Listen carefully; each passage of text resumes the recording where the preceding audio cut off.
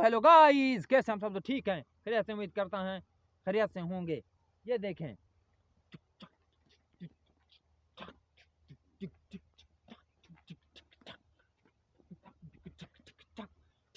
मकसद क्या है? लाइफ को एंजॉय करें, लाइफ को जो ना बड़े अच्छे तरीके से गुजारें।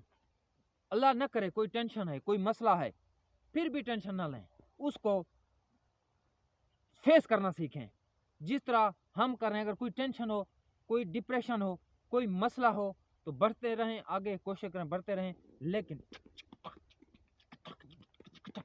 लाइफ को एंजॉय करना सीखें, टेंशन ना लें। तो आपकी टेंशन कम होगी, टेंशन लेने से टेंशन ज़्यादा होगी।